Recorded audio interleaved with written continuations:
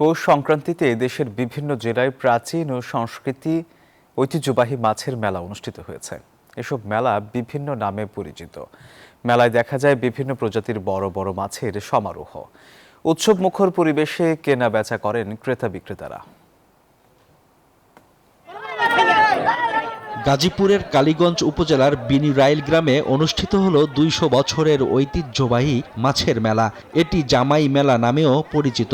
প্রতি বছর পৌষ সংক্রান্তিতে মেলার আয়োজন করা হয়। চিতল, বাঘাইর, আইর, বোয়াল, কালীবাউস সহ বিভিন্ন মাছ বিক্রি করেন বিক্রেতারা। মাছ বেচাকেনা নিয়ে চলে জামাই শ্বশুরের নীরব প্রতিযোগিতা।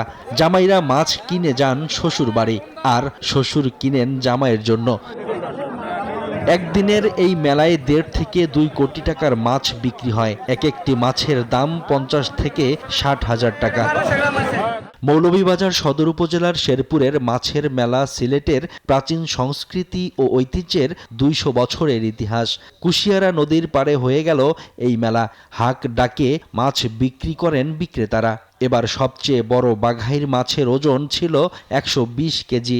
মেলায় ক্রেতা দর্শনার্থীদের ভিড় ছিল চোখে পড়ার মতো। বিভিন্ন জেলা থেকে অনেক মানুষ আসে মাছ কেনার জন্য। মানুষ দূর দূরান্ত আয়, ব্যবসা মোটামুটি ভালোই হয়।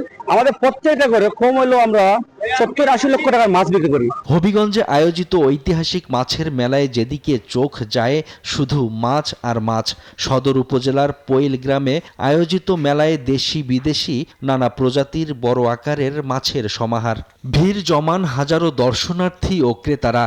এবার মেলায় ১০০ কেজি ওজনের বাঘাইর মাছ বিক্রি হয়েছে ২.৫ লাখ টাকায়। পদ্মা সেতু, মেট্রো রেল এবং এলিভেটেড এক্সপ্রেসওয়ে নির্মাণের গর্বিত অংশীদার বসুন্ধরা সিমেন্ট। শেরপুর কুশিয়ারা নদীর মাছ, এখান থেকে মাছটা আনছি। মাছটার ওজন অনুমানিক ৩ থেকে ৪ মান হইব।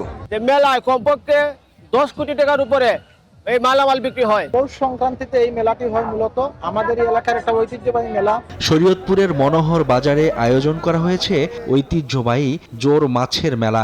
মেলার বিশেষ আকর্ষণ জোর ইলিশ মাছ আর বেগুন। তবে ইলিশের দাম কিছুটা চড়া হওয়ায় হতাশ ক্রেতারা। আমাদের এই জায়গায় প্রচুর পরিমাণে মাছ আসে।